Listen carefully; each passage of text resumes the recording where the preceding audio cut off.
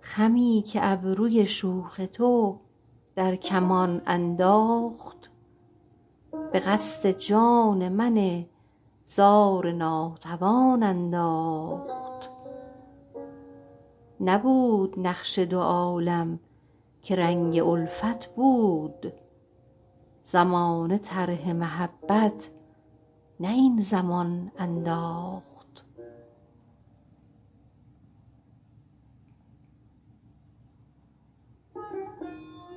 به یک کرشمه که نرگس به خود فروشی کرد، فریب چشم تو صد فتنه در جهان انداخت.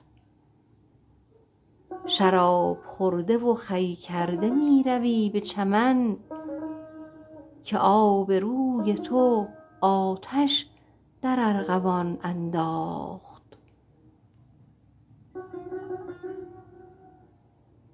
به بزمگاه چمن دوش مست بگذشتم، چو از دهان توام غنچه در گمان انداخت.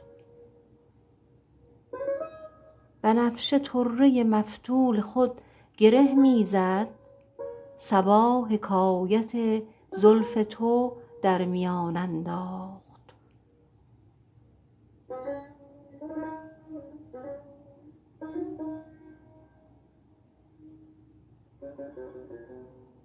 ز شرم آن که به روی تو نسبتش کردم، سمن به دست صبا خاک در دهان انداخت. من از ورع می و مطرب ندیدمی زین پیش، هوای مغ بچگانم در این و آن انداخت.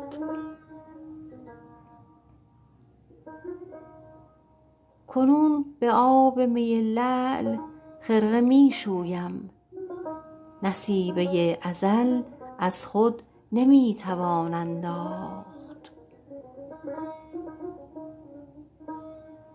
مگر گشایش حافظ در این خرابی بود، که بخشش ازلش در می مغان انداخت. جهان به کام من اکنون شود که دور زمان، مرا به بندگی خواجه جهان انداخت.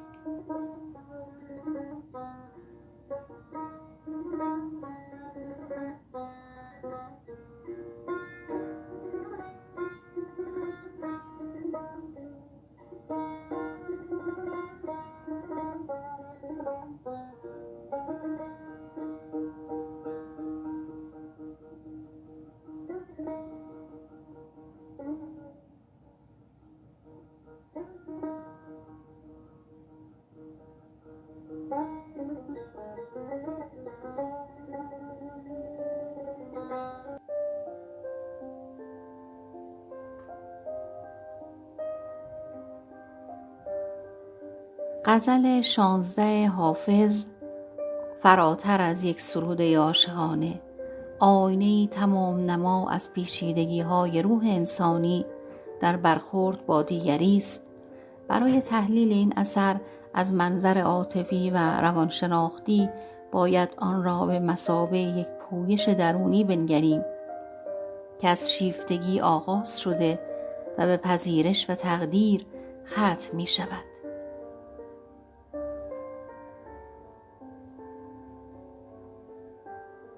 این غزل را در 3 سطح تحلیل می کنیم. سطح عاطفی، از تسخیر شدگی تا بازسازی خویشتن. در بیت نخست، خمی که ابروی شوخ تو در کمان انداخت، حافظ با تصویر کمان از استعاره نظامی برای توصیف عشق استفاده می کند. از منظر عاطفی این نشان دهنده یک شوک عاطفی یا ترومای دلدادگی است. عاشق خود را زار و ناتوان می بیند. این یعنی عشق در گام نخست عاملیت فرد را از او میگیرد و او را به موضوع اراده دیگری بدل می کند.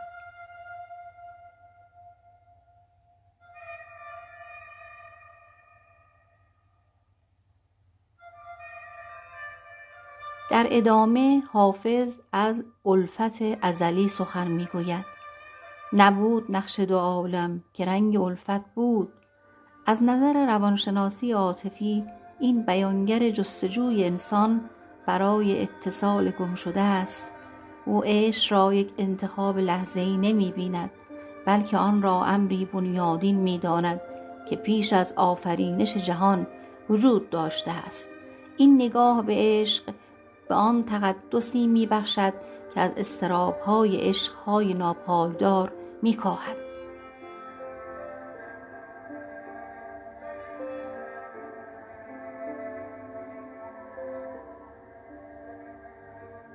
سطح روانشناختی، فتنه در ذهن و فرافکنی زیبایی. بیت سوم به یک کرشمه که نرگس به خود فروشی کرد یکی از کلیدی ترین بخش‌های تحلیل روانشناختی است. حافظ میگوید فریب چشم معشوق صد فتنه در جهان انداخت. عاشق زیبایی درونی و شور نهفته خود را به نرگس یا چشم و عناصر طبیعت نسبت می‌دهد. این که او میگوید گلها سمن و بنفشه در برابر زیبایی معشوق شرمنده میشوند، در واقع بازتاب خودکمبینی عاشقانه است. فرد عاشق معشوق را چنان برتر می‌بیند که تمام هستی را در برابر او حقیر می‌انگارد.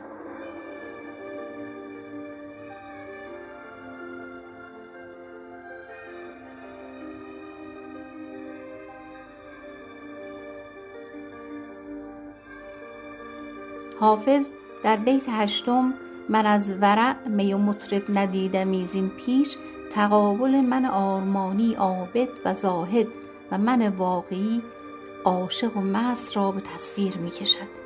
این گذار نشانی از یک تحول روانی است، جایی که فرد ساختارهای خشک شخصیتی یعنی خرقه را می شوید تا به اصالت احساس خود تن دهد.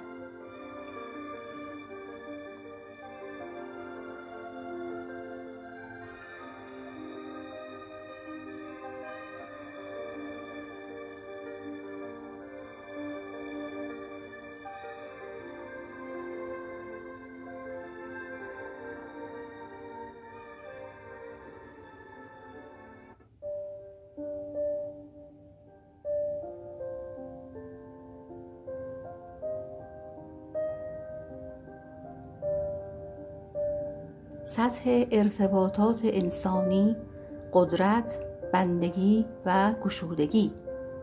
در روابط انسانی حافظ الگوی استاد شاگردی یا عاشق معشوق را به زیبایی ترسیم می کند.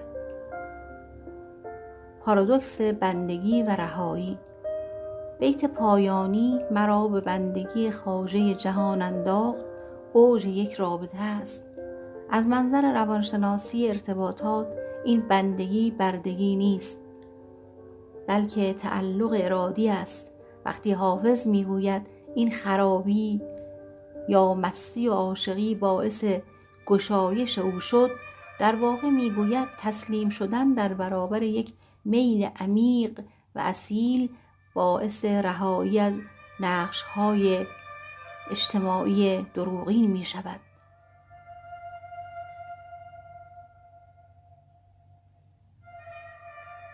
ارتباط با طبیعت.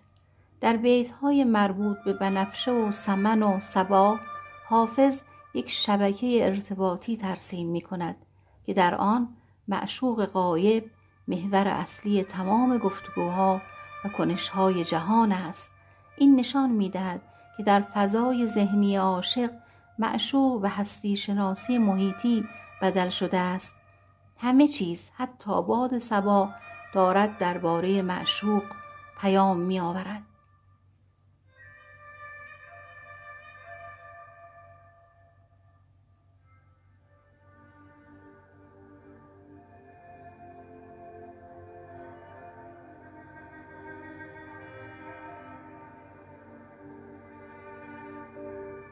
از نگاهی جامع این غزل گزارشی از فرایند پذیرش است. 1. آسیب پذیری، مواجهه با ابروی کمانکش و احساس ضعف. 2. جستجوی معنا در گذشته و پیوند آن با مفهوم الفت ازلی. 3. تغییر هویت، رها کردن باورهای قبلی برای همسویی با میل قلبی. و 4. آرامش، رسیدن به جایگاهی که در آن بندگی به گشایش و رهایی روانی منجر می شود.